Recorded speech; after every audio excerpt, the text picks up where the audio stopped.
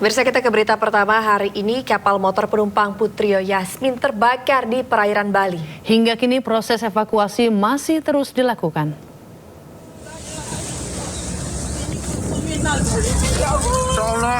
KMP Putri Yasmin yang melayani rute Padang Bae, Lembar dilaporkan terbakar di perairan Lombok.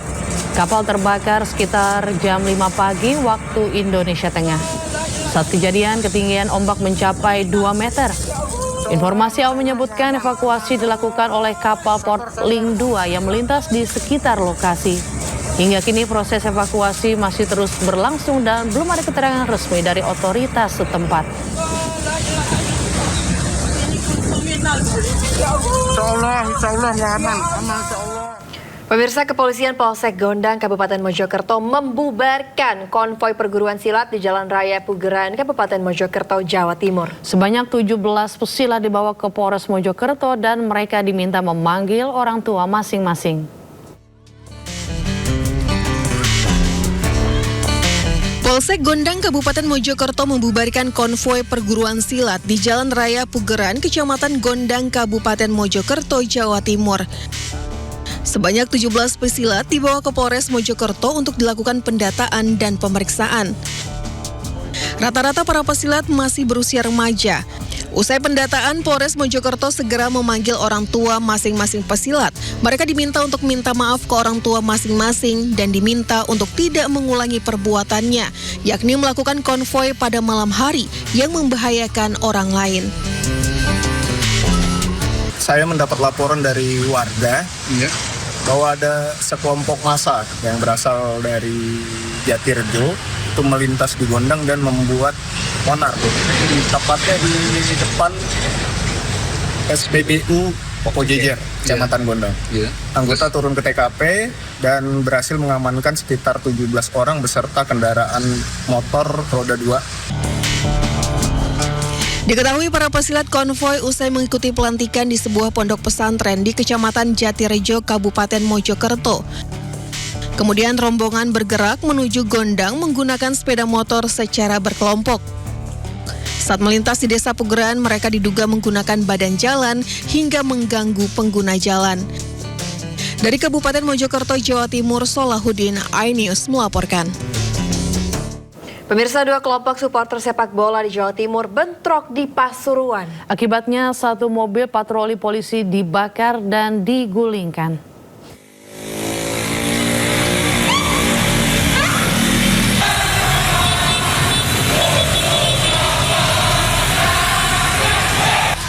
Bentrokan kelompok supporter bola terjadi di Jalan Raya Malang, Surabaya, tepatnya di depan Mapolsek Sukorejo di Desa Ngadimulyo, Pasuruan, Jawa Timur.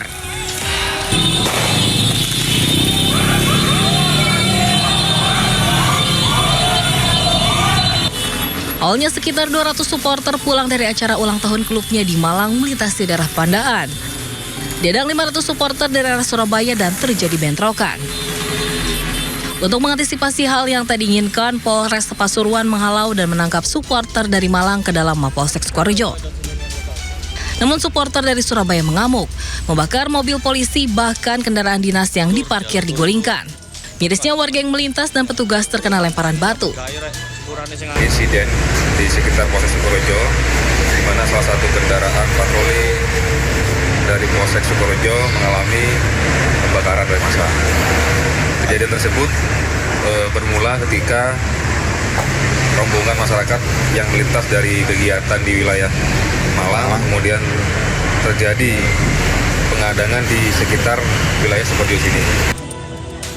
Bentrokan kelompok supporter reda usai didatangkan satu kompi Brimob Porong Sidoarjo.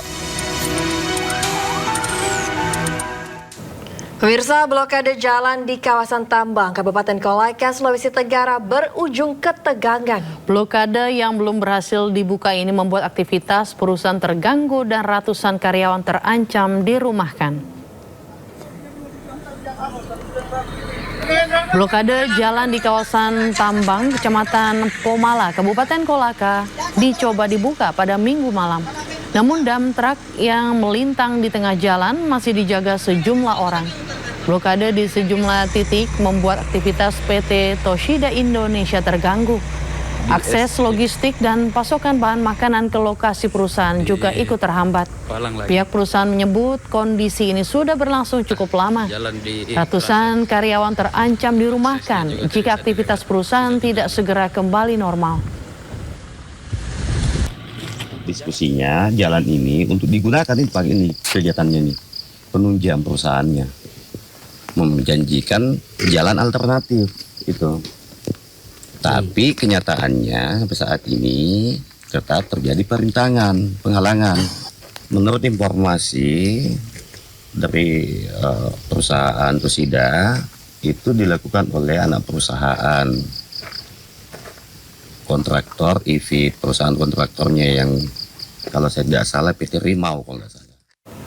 Satres Narkoba Polrestabes Medan menggerebek sarang narkoba di bantaran rel kereta api di Bandara Medan Kuala Namu. Dalam penggerebekan yang diwarnai sejumlah tembakan, polisi meringkus 3 pelaku.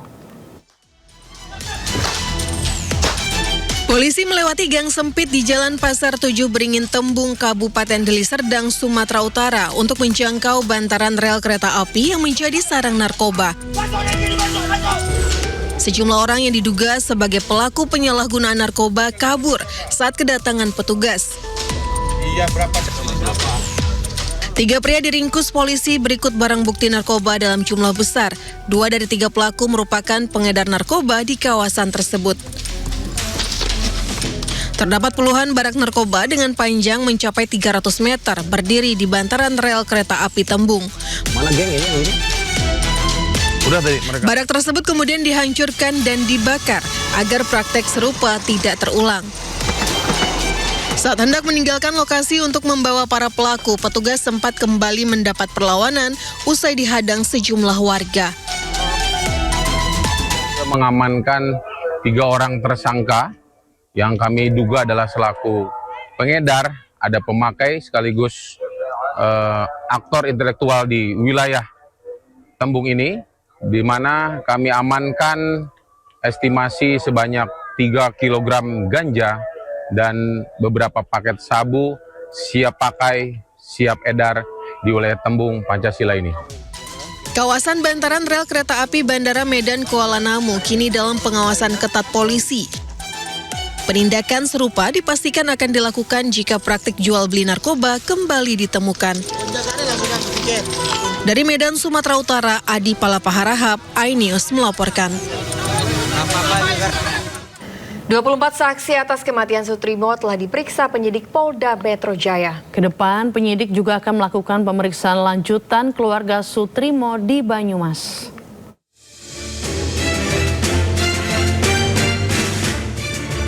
Penyebab kematian Sutrimo yang ditemukan meninggal di halaman klinik Morden, Jakarta Selatan masih diusut oleh Polda Metro Jaya.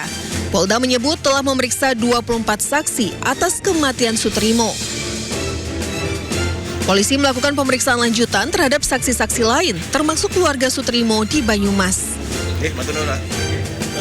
24 saksi sudah kami periksa, kami mintai keterangan di dalam proses penyelidikan. Untuk saksi-saksi yang dari pihak keluarga, karena di proses penyelidikan sudah dilakukan pengambilan keterangan, kami akan melakukan pengambilan keterangan atau permintaan keterangan lanjutan nanti di Banyumas. Sementara itu, Perkumpulan Praktisi Hukum dan Ahli Hukum Indonesia yang mendampingi pemeriksaan para saksi meminta pihak kepolisian untuk mengungkap tuntas kasus ini. Pitra Romadoni juga menerangkan bahwa pihak keluarga membantah bahwa FA bukanlah kerabat Sutrimo sebagaimana yang tertera di formulir rumah sakit. Yang udah diperiksa 20 lebih pertanyaan, ada yang 17 pertanyaan, ini relatif tergantung daripada masing-masing saksi dan pelapor. Bahwasannya yang bersangkutan atas nama FA bukanlah kerabat daripada almarhum Sutrimo. Itu tidak benar kerabatnya kan itu, dan mereka juga nggak kenal yang namanya FA ini. Usai meningkatkan status penanganan kasus kematian Sutrimo, mantan kepala rumah tangga di kediaman ex Jampitsus Febri Adriansyah dari penyelidikan ke tahap penyidikan, Polda Metro Jaya menjadwalkan ekshumasi atau bongkar kubur di Banyumas pada hari Rabu. Langkah ini dilakukan guna mengungkap penyebab pasti kematian korban yang dinilai tidak wajar oleh pihak keluarga. Tim Liputan iNews melaporkan. Pemirsa, kasus kematian Sutrimo Karungga ex Jampitsus Febri Adriansyah telah naik ke tahap penyidikan. Polisi tegaskan pasal yang disangkakan masuk ke pembunuhan berencana. Hampir 3 pekan sejak ditemukan tak sadarkan diri di halaman klinik Morden Kebayoran Baru, Jakarta Selatan, tabir kematian Sutrimo perlahan mulai tersingkap. Kasus tewasnya pria yang kuat dikaitkan sebagai mantan kepala urusan rumah tangga atau Karungga ex Jampitsus Febri Adriansyah itu kini resmi naik ke tahap penyidikan. Direktorat Reserse Kriminal Umum Polda Metro Jaya yang menerima pelimpahan dari Polresta Banyumas mengatakan pasal yang dipersangkakan sebagaimana laporan polisi yang diterima adalah pasal pembunuhan atau pembunuhan berencana. Pasal yang dipersangkakan sebagaimana laporan polisi yang kami terima itu adalah pasal pembunuhan ataupun pembunuhan berencana. Pihak keluarga Sutrimo mendatangi Polresta Banyumas untuk melaporkan peristiwa kematian yang menimbulkan sejumlah pertanyaan di kalangan keluarga. Mereka mengaku tidak keberatan jika makam Sutrimo digali untuk proses otopsi.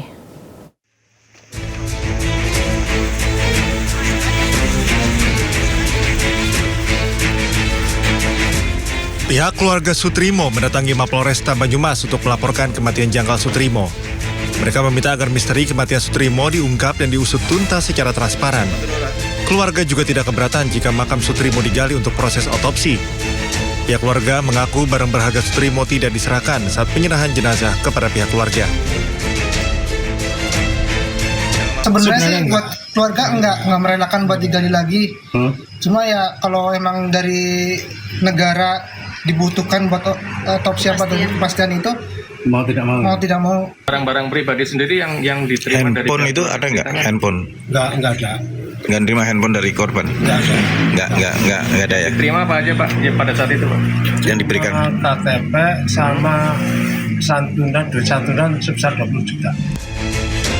Sementara kuasa hukum keluarga Sutrimo, Aan Rohaini, mengungkap awal kejanggalan dalam kasus kematian Sutrimo. Ia mengungkap keluarga tidak pernah menerima dokumen dan barang pribadi milik Sutrimo termasuk ponsel pribadinya. Pihak keluarga pun akhirnya memperlihatkan percakapan terakhir Sutrimo di aplikasi pesan singkat. Hal tersebut yang memicu keluarga melaporkan kasus kematian Sutrimo.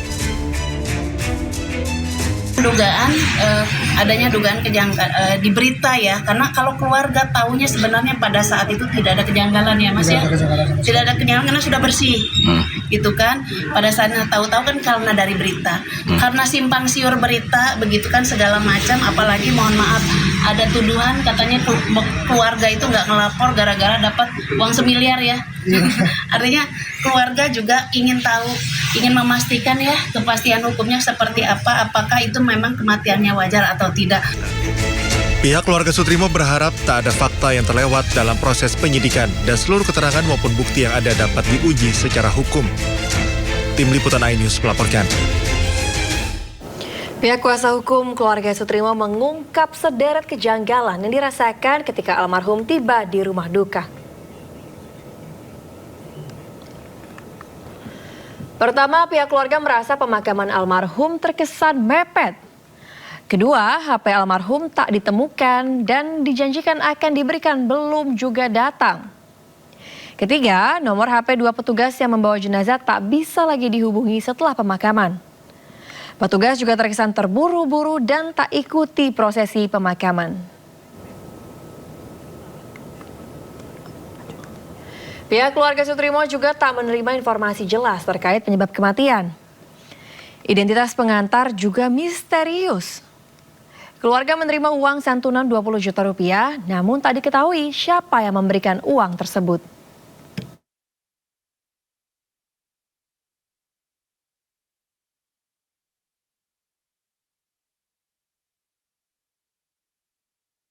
Pemirsa, pihak keluarga mengungkapkan terkait dugaan kejanggalan dari kematian Sutrimo. Ya, di mana sebelumnya keluarga sempat menyatakan sudah mengikhlaskan kepergian almarhum. Berikut perbincangan Yudi Handoyo dengan kuasa hukum keluarga Sutrimo. Koreksi saya kalau salah nih, ada informasi bahwa sempat dari pihak keluarga tidak ingin ada pengusutan tentang kasus kematian Sutrimo. Apakah itu akhirnya dibantah, Mbak An? Betul, peristiwa itu ya, bahwa memang dari awal sebelum saya masuk, pihak keluarga itu sangat tertutup dan memang selalu statementnya adalah sudah mengikhlaskan karena memang banyak pertimbangan yang memang sampai sebelum saya masuk gak ada yang mengeksplorasi gitu kan, itu aja. Tapi memang fakta itu betul. Fakta itu betul. Penyebabnya apakah ada tekanan atau memang dari pihak keluarga saja yang tidak mengetahui jalurnya, Mbak An? Iya, saya kira kalau tekanan sama sekali tidak ada dan semoga ke depan juga tidak pernah ada tekanan kepada keluarga karena ketidaktahuan. Mereka menghadapi hal ini tuh harus bagaimana, sementara mereka juga tidak ada orang yang dipercaya. Nah, begitu Mbak An masuk ke sana, akhirnya apakah keluarga pun memberitahu banyak kejanggalan yang dipertanyakan pihak keluarga? Ini kok kesannya penguburannya itu dipepet-pepetin nyampenya malam, padahal sebenarnya sudah dikirim dari jam dari Jakarta itu 12:30, tapi kok sampai sini jam 10. Semuanya sudah bersih dan HP-nya yang paling itu kan HP-nya dan barang-barang pribadi milik almarhum itu yang tadinya dijanjikan mau dikirim besoknya dipakai ternyata tidak pernah sampai. Adapun HP orang pengantar jenazah yang tadinya aktif pada saat mengantar jenazah, setelah itu ternyata HP tidak bisa dihubungi. Ada dua kejanggalan yang paling besar tuh itu kalau dari pihak keluarga awalnya. Saya juga kaget gitu kan, ternyata memang dokumen, jadi tidak pernah ada di dalam dokumen itu informasi tentang penyebab kematian. Sebagaimana kita bisa baca di media dulu kan ada, makanya informasi tentang adanya mulut berbusa, hidung berbusa gitu kan, itu tuh tidak ada. Tantangan berhadiah minuman keras dengan syarat bisa membaca hafalan salah satu surah Al-Quran di sebuah acara musik di Jakarta viral di media sosial dan mendapat kecaman. Ya, Gubernur Jakarta Pramono Anung menyesalkan dan meminta produk minuman keras ditindak tegas. Dalam video yang viral di media sosial, salah satu stand produk minuman keras di sebuah festival musik di Jakarta menggelar tantangan untuk pengunjung. Dalam tantangan itu, pengunjung disyaratkan bisa membaca salah satu surat dalam Al-Quran untuk mendapat imbalan berupa minuman keras. Video ini pun mendapat kecaman dari berbagai kalangan, termasuk Gubernur Jakarta Pramono Anung yang menyebut tindakan tersebut menodai kehidupan beragama. Selain menyesalkan hal itu terjadi, dirinya juga meminta produk minuman keras ditindak tegas. Viral, apalagi dikaitkan dengan kegiatan keagamaan, ini sungguh-sungguh menodai kehidupan keagamaan yang kita jaga bersama di Jakarta. Untuk itu saya akan minta kepada Pak Asisten Kesejahteraan, Pak Ali, untuk segera mengkoordinasikan, mengambil tindakan tegas terhadap hal yang tidak boleh terjadi di Jakarta.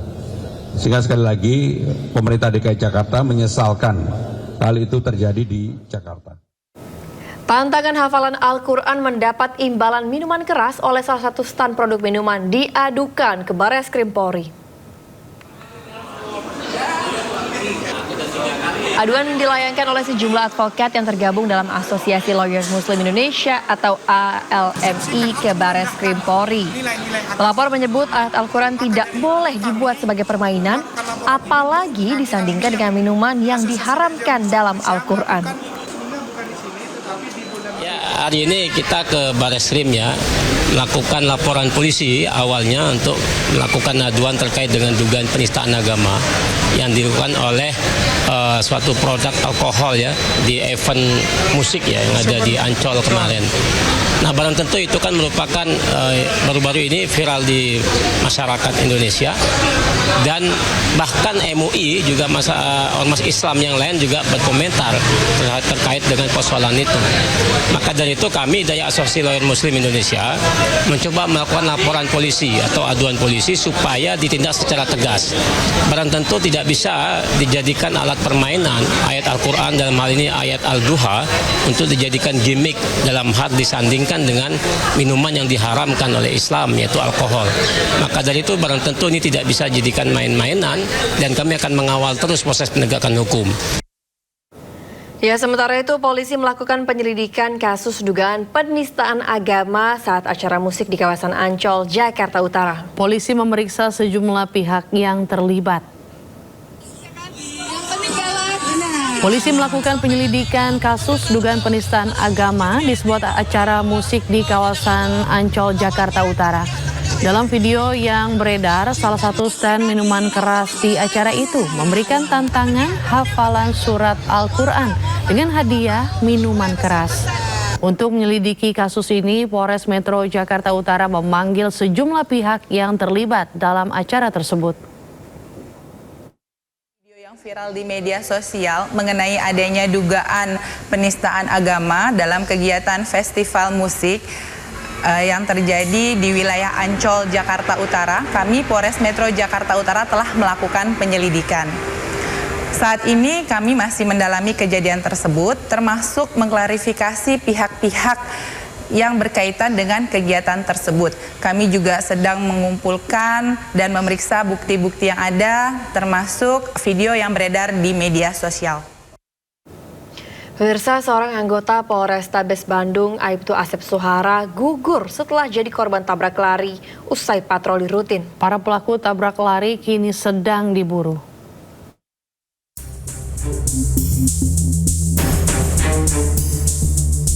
Polisi merilis rekaman kamera CCTV sebuah mobil hitam yang menabrak petugas Polrestabes Bandung, Aibtu Asep Suhara, hingga meninggal dunia di Jalan Merdeka, Bandung. Mobil hitam tersebut dikendarai 4 orang yang diduga masih remaja. Diduga para pelaku langsung kabur usai menabrak Aibtu Asep. Insiden tabrak lari yang menimpa Aibtu Asep juga sempat disaksikan Wali Kota Bandung Muhammad Farhan saat patroli di kawasan Jalan Merdeka pada akhir pekan kemarin. Farhan sempat melihat korban tergeletak di jalanan di samping motornya. Menurut saksi mata, motor yang dikendarai korban ditabrak mobil pelaku dari belakang. Korban langsung meninggal di lokasi dan langsung dievakuasi menggunakan mobil ambulans. Aibtu Asep merupakan personel Satuan Samapta Polrestabes Bandung. Saat kejadian, Aibtu Asep hendak pulang ke rumahnya setelah melakukan patroli rutin. Polisi telah mengantongi plat nomor mobil yang menabrak korban dan kini memburu para pelaku. Dari Bandung, Jawa Barat, Billy Maulana Finkran, iNews melaporkan. Ex-Menteri Agama Yakut Khalil Qomas didakwa kerugikan negara 622 miliar rupiah. Ya, informasinya usai jeda berikut ini. Tetaplah di Sindo Today.